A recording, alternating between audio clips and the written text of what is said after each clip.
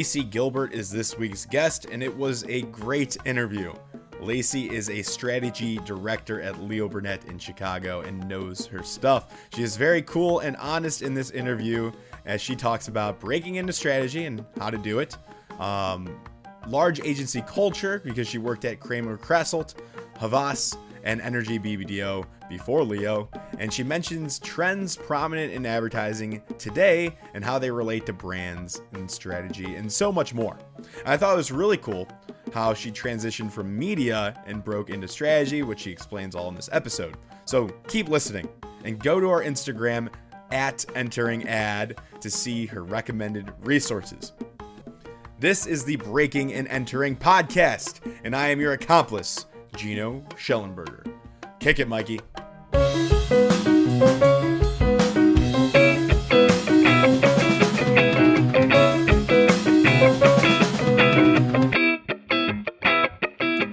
Lacey, welcome to the Breaking and Entering podcast. Thank you so much for coming on today. How are you doing?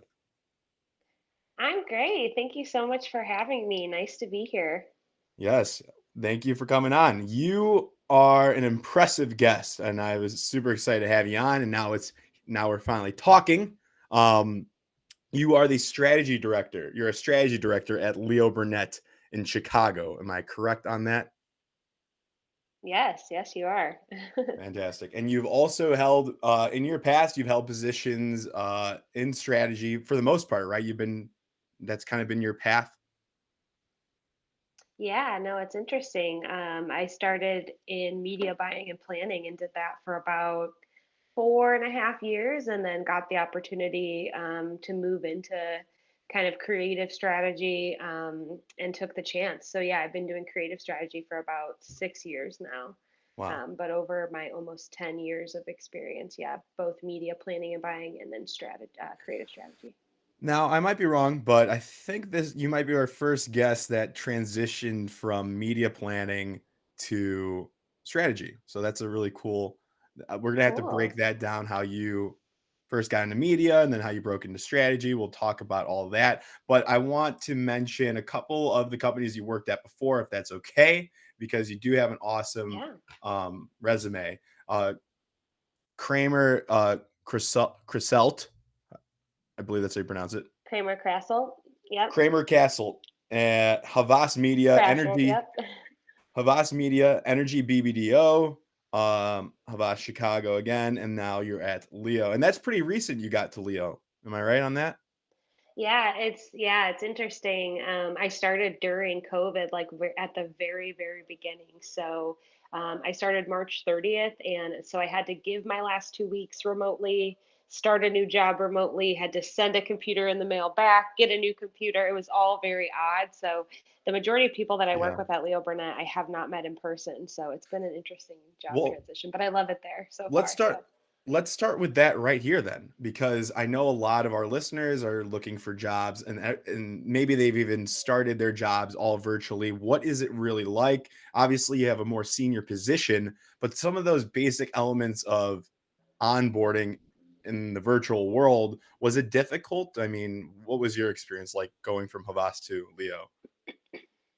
Yeah, I mean, even approaching my first day, had a lot of anxiety just around like, am I gonna get the computer on? Is FedEx gonna show up and have this Hmm. computer? Am I gonna be able to log in? And, am I gonna be able to connect with my teammates? And especially in my role as a strategy director, it's really important that I build really great rapport with my creative team. So I will say that's been one of the more challenging things, to be someone who's new to an agency and new to a team and also remote. So they can only see me on a screen. Me presenting creatives briefs to them and kicking them off just doesn't have the same oomph it used to. Hmm. So I think that's been the most challenging thing for me, is I'm a people person and I'm a collaborator and a connector, and I just haven't been able to have that human interaction that I've wanted.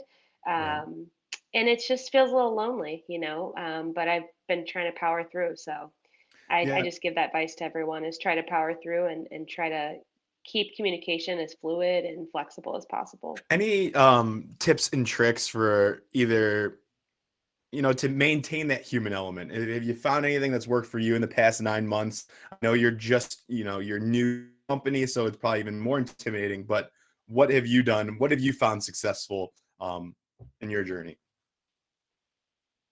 Yeah, I mean, I just like, firstly over communicate with your peers and your coworkers. I mean, don't bog them down with communication, but I'm at a level of a director level where I work up the ladder and I work down the ladder and I work Hmm. with a lot of different people. So, just being as flexible with your approach and giving people the space and time if needed and giving them multiple options on when to meet for meetings and trying to just be a little more self-sufficient too. Like in terms of what your projects are and what you can do to be accountable and be adaptable to others. I think that's just a good trick. And I also think just setting up time outside of, the we have this meeting to do X, Y, and Z. One thing that's worked that I think has been great for me is the strategy department at Leo Burnett has had these like quarterly trivia nights where we're together for 2 hours on Teams and doing trivia together. And that's been like a good way to feel like you're talking about other things than work. Right. Because right now it feels like you're just on the computer and that's all that you have time for, or have energy for, is to talk about the work things, and you don't get a lot of that, banter or like silliness that you would have in the office that Yeah. is fun and feels good. I think we can apply that to students out there. If you're doing the group projects or you're in a extracurricular student group, I think that's a good lesson too. If you're in a leadership role in your organization, maybe to take some of those notes and schedule some time where you're not just talking business all the time. So awesome. What You're a strategy director at Leo Burnett. What does that mean? What does your day look like? What's your role entail? Yeah. So I, am kind of the person who I work with all different teams, and kind of what being a strategy director means is firstly just being a strategist. Like part of my Mhm. role within the agency to start with is really helping brands figure out to get how to get from where they are to where they want to be, and figuring out what strategies to employ to do so, whether that's building new brand foundations or building a new channel strategy, or repositioning of a brand, or getting smarter on your consumers, or kicking off a new creative project that needs to have more creative bravery and push the brand into a new era. Whatever that may be, the role of a strategist is to help decide how do you get a brand from point A to point B, and in turn obviously drive sales for them and develop deeper relationship with their consumers that they want. So that at a high level is what I do. In terms of like the day to day, it could be any of those things I just mentioned. I could be mining a bunch of consumer research for interesting insights or trends or behavioral cues that might be important for my brand. I may be kind of rethinking a brand from the ground up and what they stand for and what their purpose is and how they should go to market. I may be meeting with the creative team and kicking off a new creative project, or meeting with my counterparts on the media or PR side or e-commerce side to figure out what the brand experience should look like to go to market. It's really all of those things. It's kind of that the crux of what a creative strategist does. Right now, I'm working on Conagra, which is a bunch of different CPG brands. I've been helping with new business since starting at Leo Burnett, and new business is one thing that I love working on because it just gives you the opportunity to take on a new brand and try a new challenge and really fight for it, which is exciting. And I have Yeah. a big curiosity, so that's always fun. So yeah, so kind of all of those things, Right, right. if that makes sense. How many so you're the director role, what does that entail? Are you overseeing a group of strategists? What's that chain look like at Leo? Yeah, yeah, the director level is just kind of a level on the totem pole. I think strategy is unique in the sense that on some teams you could be managing people, and some teams you might not. It just really depends on what the team is staffed for. Sure. But Leo Burnett's, totem pole goes from an assistant strategist or a junior strategist to a senior strategist to a director. And then you start adding VPs and SVPs and Mhm. EVPs and things like that after that. So Gotcha. right now, no, I'm not managing people, but I have in the past. Sure. And a lot of other directors in our organization, manage other strategists below them. And Mhm. I report to a Sure. boss. So We're all What interconnected, but you may not have, people under you all the time. Gotcha. It's good to clear that up. Because I haven't really started in industry yet, and a lot of these companies have different structures, so, and I always get confused. So I'm sure the listeners out there would like, well, they appreciate that clarification. Um, what's your just? I think this is an interesting role here. What is your favorite assignment or part of your job, and what is your least favorite part of your job? Um, the most favorite part of my job, I guess, is any time where I can kind of learn or expand my knowledge or illuminate other people to something interesting. So I guess that comes into play when I'm looking for interesting insights or nuggets or trends that can lead to a seed of a creative idea or can lead to something that's really going to push the brand forward. So I get excited when there is some type of challenge to solve with data or insights or consumer behavior or trends that'll push a brand forward. So that's what I get excited about. And that's something that I deal with every day. What I don't always get excited about and what I don't love the least is, just client pushback or clients that aren't open to, doing things differently and kind of are thinking about their brands as business as usual or don't have tons of Mhm. ambitions. And that's something you just can't control for, right? You're going to work with a bunch of different people and it's going to be, your part of your job to sell in and drive the ideas and push the brands forward. So, Yeah. clients aren't always the best. And I guess everyone would say that, it's not a weakness, but, Where do you you always want to have clients that are, oh, go ahead. Well, I was just Sorry. wondering, where do you stand where I mean, you have the client, the representative of the client, you have the account person, and then where do you Mhm. fall in? How does that structure work when there's communication that needs to be done with the client? Yeah, I mean, I'm client facing. I'm usually setting up creative ideas or selling in some type of creative strategy or just any type of business strategy or communication strategy to the client. So, Mhm. I'm in the room, I'm part of the team. Right. I think on most teams, there's usually like an account lead, like you said, there's a creative lead, there's a strategy lead, a media lead, that create kind of this, team of leads that are kind of Hopefully. the Yeah. go-tos on the brand. So yeah, so I'm kind of in that mix, just different responsibilities. Gotcha. And then I think what drew you to strategy in general? I mean, we started off in media planning, which we'll get to next, but what drew you to strategy and how did you end up there? I don't know, when I was an undergrad, I was a communications major and I took a lot of communication theory courses and really started becoming fascinated by how people interact with each other, how they buy things, how media and advertising influence them, and just got really interested in that. And I've also just been a nerd. Like I love to read reports on anthropology and consumer behavior and sociology, and I'm a voyeur. I love to people watch when I ride the train in Chicago. So I think when it came to thinking about strategy, and I'm also just a lover of creative and things like that. So when it came to getting into strategy, I'm just again just super fascinated and curious with those aspects of human behavior and how advertising can kind of push them or change them or help people realize who they are and contribute to their identity and be a part of their life. And that was what was really exciting to me. Also, to be honest, I am a creative in a lot of ways, but I never really felt like I had the strengths to be a creative in advertising. So I wanted to work in a role where I could use my strengths Mhm. creatively, but in a different form or fashion than just being a copywriter or an art director, if that makes Yeah. sense. 100%.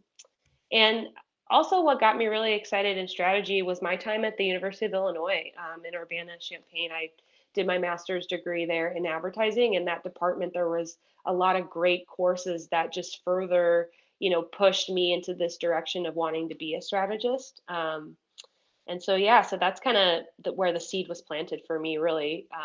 That started Nice. my career was at the University of Illinois. Yeah. ILL. So, um, I want to look back kind of more holistically at your career. Um, a lot of big agencies that I see on here. Was that by design? Did you Mhm. ever entertain the thought of going maybe smaller at some point? I mean, CK, Havas, Energy, these are some of the biggest and best in Chicago. I mean, was that intentional is my question.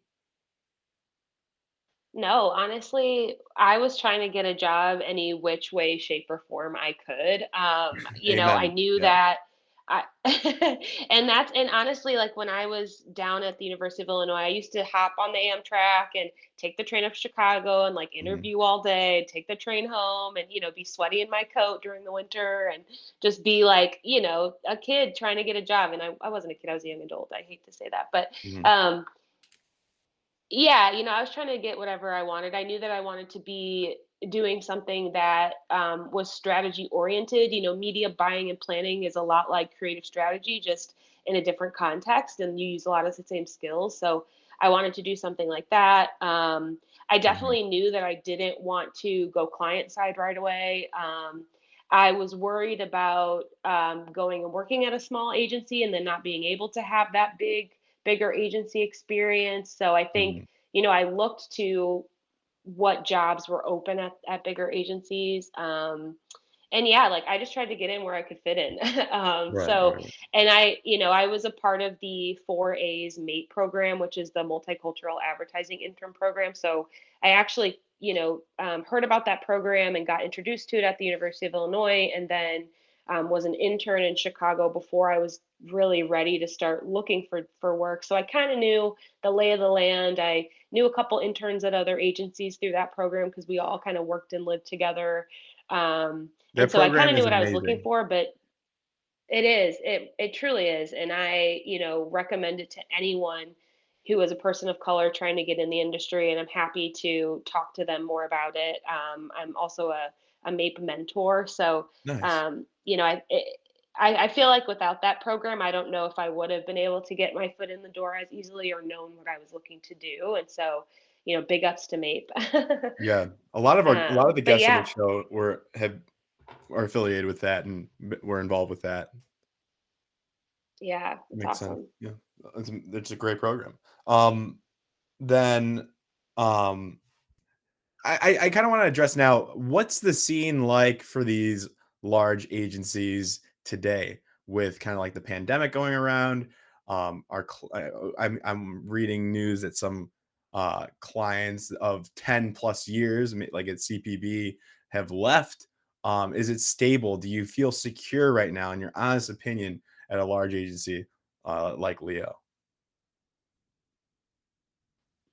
Yeah, I mean, I think, I can only speak from my experience, but I think, at larger agencies, I think they're doing at the agency level as much as they possibly can to keep the talent that they have, and what that means and what that's meant for some of the agencies, and Publicis included, is Mhm. really leveraging their network and their scale to make sure that people have things to work on and aren't going without work, or in the possibility of getting furloughed. For example, at the Publicis level, which is our kind of overarching holding company, Mhm. we have an interconnected network where people can pick up gigs, quote unquote, they're calling them. So, if your client falls on hard times and has a situation where they do have to let the agency go or suspend all things, and you could pick up a gig on another team across the world or across the country because we're Is all that remotely and we're Marcel? able to do that.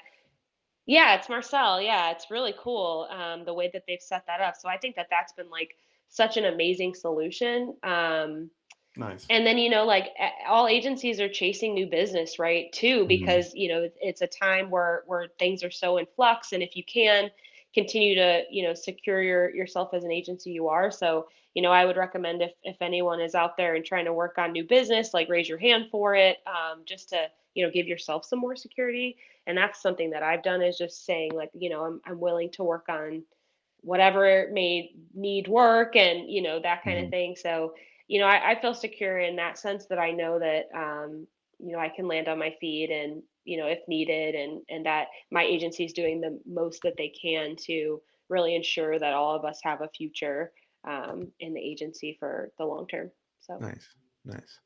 I remember 2 years ago, I was interning at a Publicis company, and they were talking about Marcel. It was like the launching point of it. but it hadn't Cool. quite launched yet. So I remember hearing about how cool it was, and I like to bring that up to our Publicis guests. It's like it's that interconnected network where they kind of like post briefs, and you can kind of pitch in to work on it. Anybody across the 80,000 Yep. employees, and you can work on projects across the world. So that sounds really cool. Yeah, and what also is really cool about it too is that they've offered a lot of virtual trainings within it. Mm, You know, different types of trainings, whether it's been like diversity, inclusion, and equity, whether it's been like, how to stay stress free during this time, and other kind of hard skills like to do your job. Like Marcel has this suite of courses that we've all been given access to, which oh, is nice. super dope. That's what's really cool about like there are pros and cons obviously of the holding company model, especially the top 3. I mean, the Publicis is third largest in the world with so many different organizations underneath it. But the one of the pros is that you have access to such a wide network and so many resources. And I think that's so amazing that you might not find at those Hmm. smaller or independent shops. But I mean, there are pros and cons to that. But I want to talk about now this media planning start that you had, and Hmm. it. I see here that you transitioned from Havas Media to Energy BBDO. Was that like your transition from media to strategy? No, so actually, I transitioned within Havas from Okay. media to strategy. Havas is an integrated agency that has, creatives, PR, media, strategy, everything kind of all under the same roof, which was amazing. And it was actually a cool story. Like, I worked on an integrated team where all of the different departments work together, which is a part of their model, and is super cool and helps you really learn. Hmm. What each prong of the agency world does in one roof, which is great. Yeah. And I was working as a media buyer planner on an integrated team and became really good friends with the strategists and, kind of the managing director of my team. Had some strategy openings on her teams and just wasn't finding the resumes that she felt like were, fitting the jobs that she was trying to fill essentially. So I kind of rose my hand and I said, hey, like, I have this experience. I feel like I could really stretch and move into strategy. It's what I've always wanted to be doing. Can I try my hand and kind of throw my hat in the ring to work on some of these things? And she said yes, Nice. and she actually threw me into the fire and said, okay, here's going to be your first project as a strategist. I'm going to put you on a new business pitch, and you are going to Oh, work as a junior strategist under a group strategy director, and if we win the business, then you can work on it as a strategist. And I said, whoa. cool. And I, busted my butt and worked really hard, and we ended up winning, luckily. And I worked on that piece of business for 3 years after that, as a strategist and then a senior strategist. So that was really my transition from media to creative, and it was amazing that. The folks at Havas, Lisa Evia specifically, who's now the president of media at Havas, she was the one who really helped me and believed in me and gave me that opportunity. So Oh, shout out to wonderful. Lisa. Shout out. Awesome. I love that. Mhm. I mean, so that was pretty easy for you to do. I mean, not easy, but the transition and the opportunity was given to you. Is that the case at most of these large agencies where you can see kind of like that lateral shift from media to strategy or account to strategy or strategy to wherever? Like that, is that ability there because you're at a larger agency?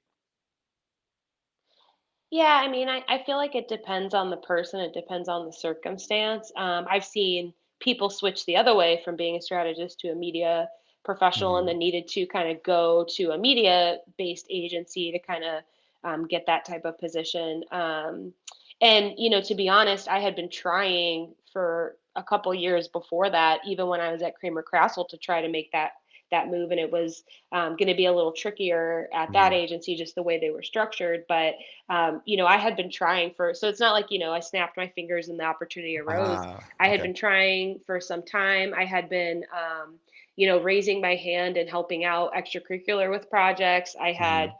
been, kind of had someone who was in strategy that was kind of like a mentor to me that I, just like was like, hey, how do you do this? How do you write a brief? How do you do these things? And that person, took me along for the ride. So, Nice. um, you know, that opportunity I seized for sure, and it was great that I had support within the agency. But I had been trying to figure out Gotcha. some way, whether that was jumping agencies or accounts or just Mhm. sticking my nose somewhere where I didn't belong. I was determined. Nice.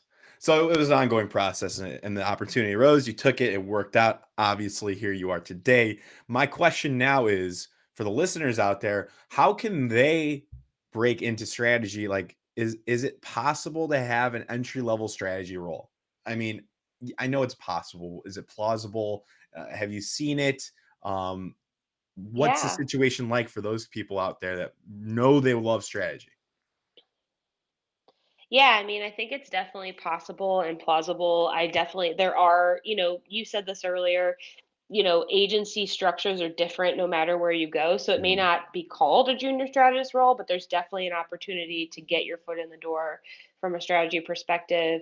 What I've seen from really hungry young strategists recently are like almost these portfolio websites that Yep. they've created where they have taken the initiative and just gone out and written a bunch of briefs or done pro bono work or helped a friend start a business or created into I had seen someone with an entire Instagram where each post was like a picture and then the brief behind it and then all the things. I think to get your foot in the door as a junior strategist, you've really got to go above and beyond to show It's why. crazy. um yeah, and I think it's interesting because as an account person, I don't know if you have that same level of rigor in terms of trying to get in your No. foot in the door, or a media person, or even a creative. Yeah, strategy is one of those things that's hard to get your foot in the door. Oh So my gosh, so I tell hard. people, don't be discouraged. Yeah, don't be discouraged because it took me, like I said, 3 or 4 years to finally kind of really transition and have that title. But I had been doing strategy before, right? And that's another thing. Mhm. It's like strategy is all around us. It's in the world, it's in media, it's in every part of the advertising process. There's just someone who works on the brand strategy and the creative strategy, right? So I think Right. when anyone trying to break into the industry, if they can show those skills in some shape or form, they're going to be received with great, applause. And I think the other thing that I would say for people who are in college or graduating college or trying to get into the industry is use your skills. I mean, one of the things that um, your age group has innately kind of like locked in is your sense of culture and your sense of what's on the pulse and what's new and what's trending and what's cool. And there's a lot of people in this industry who are strategists who don't have that, right? So I would use those Mhm. skills that you can discern from out in the world and in culture and the things that you see your friends doing and boil that down to like what could a brand be doing with this? What could an agency take, how could they take this and like have a brand latch onto it and make it something bigger or more meaningful, or tap into that culture or that behavior. So um, I would say use those resources and also just be persistent. I think that's just one of those ongoing things is be persistent. So what is it? What does this look like? If they see a role open up for strategy, it's probably not even that. That's probably not even the case because a lot of times I've heard from my strategy friends like, that it's already too late once the position is posted. And most of the times for great companies, probably like Leo included, I know Leo probably is included, they don't even post like junior strategy roles. They'll look within the company and then they'll go to competitions like this BBH. I think Griffin's boot camp is one of these competitions that recruiters will go to Mm, and they'll find out who the winners to are. find. It's crazy. I mean, by the Hmm. time it's posted, it's probably already taken. Is that that's my vision on that? That's my view. Is that true? You think? I'm not sure, and how recruiters go about those things, but I do think, if you know people who work in strategy, it's really like, I guess word of mouth is the best Mhm. advertising vehicle for strategy, right? Right. So, I feel like I hear about jobs through my other strategy friends. So I would encourage, young people to, find someone on LinkedIn or find someone who went to your school or find someone where you have a combined connection who's a Hmm. strategist and pick their brain about, what's open and what's available. And I think for a lot of junior strategists, they do start as interns, and maybe that's a great place Hmm. to get your foot in the door and really prove your value to really build, your strategy credibility within an agency before getting a job. But I'm not opposed to, like, if people reach out to me via LinkedIn and say, "Hey, I went to your school and I'm really interested in strategy. Do you know anyone I could talk to, or someone who could Hmm. mentor me," or things like that. So use your network. I mean, UIUC is deep with smart strategists and just people in the industry in general. So um, I feel like that's probably your best bet to try to find out what's what. Good call. That's how I got you on the podcast. So, I mean, you Woo! speak truth on that. You're definitely um, not lying there. What are like the personality, the skills, the drive? What are those like characteristics of a young strategist that you've seen, obviously in yourself or in your coworkers? What do you guys all have in common? Like, what unites you all as Yeah. stratenites, whatever you want to call yourselves? Stratonites. That Yeah. was No, pretty good. I think a lot of things. I think critical thinking is obviously one of them, right? Like strategists have to really understand how to read between the lines, look below the surface, understand what's really going on or what the real problem in consumers' lives is that you want to solve. So I think, being critical and thorough and going deep, and being willing to go deep and mine consumer insights. Like you wouldn't know that the amount of times that I get down like a rabbit hole looking for something, or I am just unraveling different insights that are interesting, and then I'll look up and hours have passed by. So I think that's like one of the things. I think Mhm. it wrapped in with that is just this innate curiosity to understand why people do what they do. And how you can affect behavior to make positive change is important. And just having kind of an emotional intelligence to understand people is one of those things as well. Mhm. I also think what a lot of strategists are really good at, and what they have to be good at, is storytelling and being able to boil down a story to kind of its essence, and use that to inspire creativity. Because that's really where our role comes into play with creatives, is that we're supposed to help inspire and set the platform for them to really flourish off of, right? And if we're not inspiring them, then inspiring work doesn't become the output. So that's part of our role too, is to be great storytellers and help sell the work, help influence the work, and help inspire it with our creative team. So I would say those are kind of the main things: critical thinking, and the ability to go deep, curiosity, storytelling, um, Yeah. and then, yeah, just being kind of a self-starter. I feel like with strategy, like, there's not a lot of hand holding. You kind of got to run with it and go. So people who are self-starters and ready to kind of like put it all out there and Mhm. think of kind of innovative, provocative things that how brands can come to life in the world. Absolutely. Love it. One of the things that our listeners gave us feedback on, me specifically hosting this, was they want to know more what it's like, the trends out there in the real world. Obviously, students are in their little classes, on their Zoom classes right now. They have Ad Age, or they might read Ad Week, but you know what it's Mhm. really like. You have the client experience. You're in the agency now. What are some of those trends that you're noticing, either within advertising as a whole, with strategy, or with your specific client in Chicago? What have you noticed in the past couple months that is important for students to take away? That's a good question. I think the last 6 months, and this is not going to come to any surprise, but clients are asking like what's next in terms of the pandemic. They're constantly asking us, how are consumers behaving differently? What are they going to do next? What should I be doing next? Should I be spending money? Should I think there's a lot of one big trend that I'm seeing is just a lot of uncertainty, just like consumers at home are uncertain about what's going to happen. I think brands are realizing they need agencies and strategists more than ever to help them discern kind of what to do. Um, in terms of just like how brands are behaving type of strategies or trends, I think um, brands are obviously getting more cause oriented because consumers are, demanding that they do. Brands are really, really starting to think about diversity and inclusion in terms of how they project their consumers in ads and how they visualize them and describe their experiences.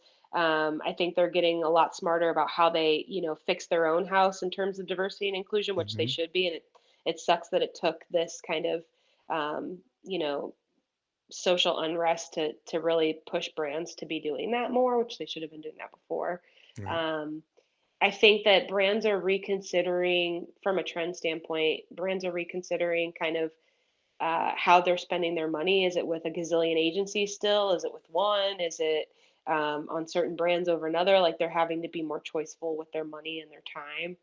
Um, I think within the agency, one thing that I'm seeing as a trend is just more, omni-channel thinking. And what I mean by that is structuring an agency to create marketing experiences that consumers want to enjoy. And what that means is not working in silos anymore and working closer together across teams. And you used to have a bunch of agencies that had just a specialty, and now you're looking a lot of brands are looking for shops that can provide a bunch of different things under one roof and can kind of help them create that full experience for their Yeah. brand. So you know Right. i I think that's just a couple things that I'm Yeah. noticing. Those are I will fantastic. say it's been especially hard during the pandemic for strategists, I think, because we are being asked to find, mine, and present consumer insights on a pandemic that are overwhelmingly sad while also experiencing the pandemic ourselves and just kind of regurgitating the things we know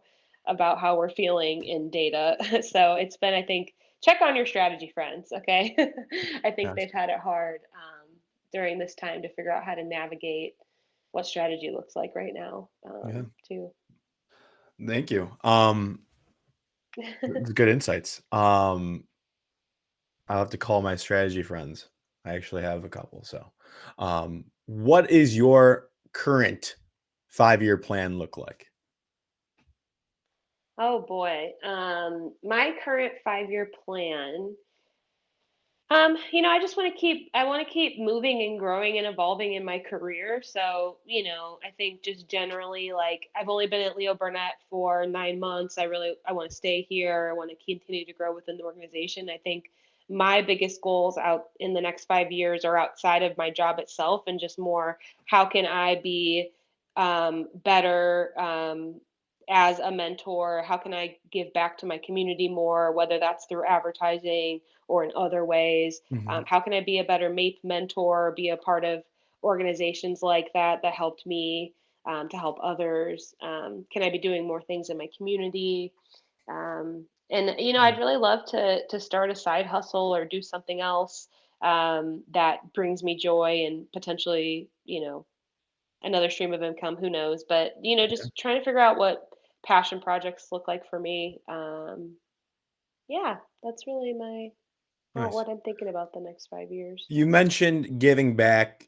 So I'm going to give you some time now. You have the microphone if you want. You're speaking directly to students right now. And just you can talk about whatever you want, any advice that you have for them. Obviously, they might be tuning in because they're interested in strategy. They're probably tuning in because they're interested in strategy. What advice do you have for them? Okay. I would say get off social media for a little bit, guys. Give your eyes a break. Stop scrolling so much. I love I TikTok would though. say, I just got into yeah. it. I I can't mean, get off it. I'm obsessed. um, Sorry to interrupt. I would say that, as they think about entering and breaking and entering into this industry, really think about how you're going to choose the agency, the brand, the client, the people that you want to work with that align with your values.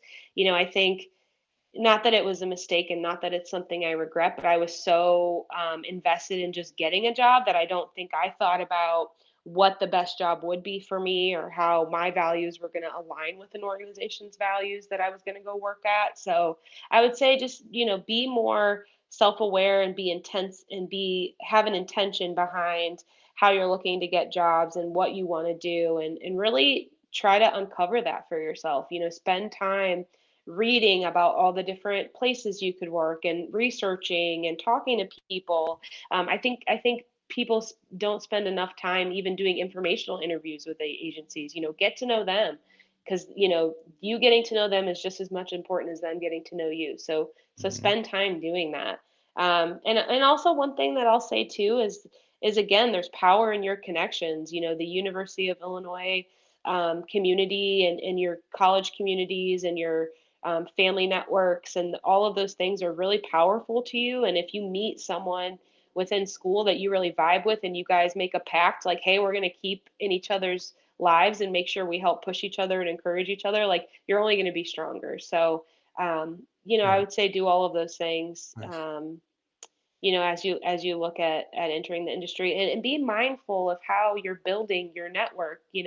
One of the things that I didn't think about, that took me a long time to really realize this, is that there's different types of mentors out there. There's sponsors that, and they're different than mentors, and you should really think about what that team is that you're building for yourself. I think one of my mentors told me you should have a sponsor, someone that is really looking out for you within your organization and helping you get to the next level, and is accountable and has you know the ability to do so. Look for different types of mentors. Look for a personal mentor. Look for a mentor with inside your industry. Look for a mentor outside your industry, but still is in your still does a similar type of business. Look for those Mhm. things to really build the building blocks of who you want to help propel your career. And keep your Nice. network close. Love it. Yeah. And the sponsor is different from your traditional like mentor, right? Because they kind of have that power to get you to the next level. Yeah, and that's something that's really hard to find and get to, so don't be discouraged if you can't. But just even knowing the difference, like when I was coming out of school, I had no idea, the different verbiages and the different roles of those people in your life. Mhm. And I think as a part of that, like, if one of those people in your networks is a therapist or someone that helps you get through a hard time, or someone you can talk to about personal things, like, the more that your mental health is strong and that you're confident in your abilities, the better you're going to be going out into the world and trying to get a job. So take care Nice. of yourself first. Absolutely.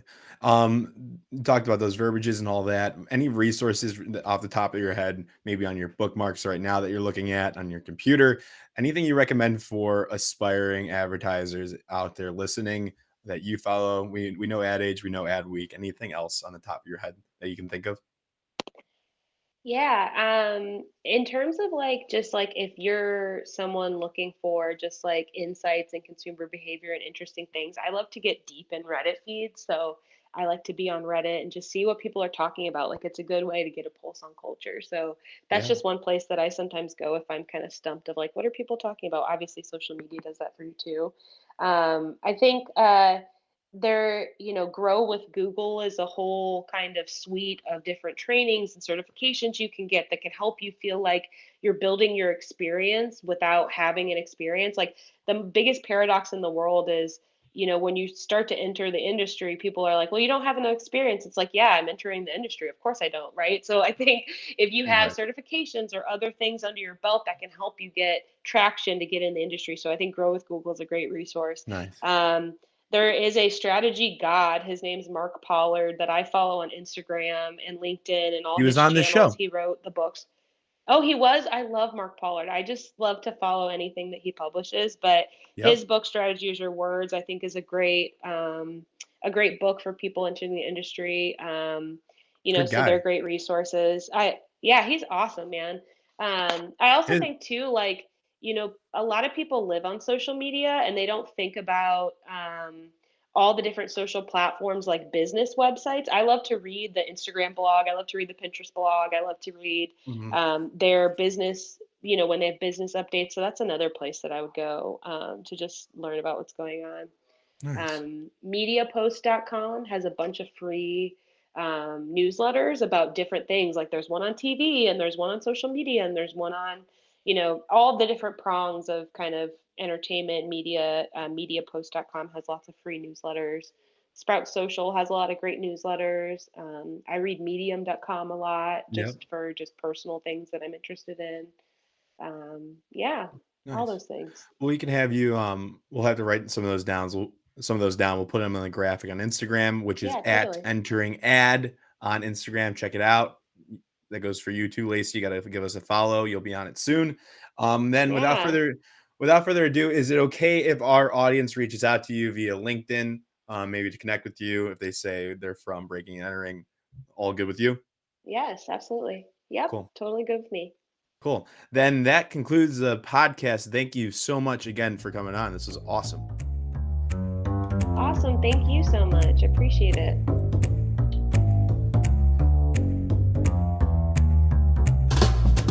Thank you, everybody, for listening to this entire episode of the Breaking and Entering podcast. This was Lacey Gilbert from Leo Burnett, an amazing human, somebody you must have in your network. So please go add her on LinkedIn. Have to do our shout outs now. Thank you to Mikey Malarkey, our audio technician, Buchun Jung, our creative director, the Midnight Oil student team from the University of Illinois. Can't do it without you guys. We will see you next week with another amazing guest. Take care.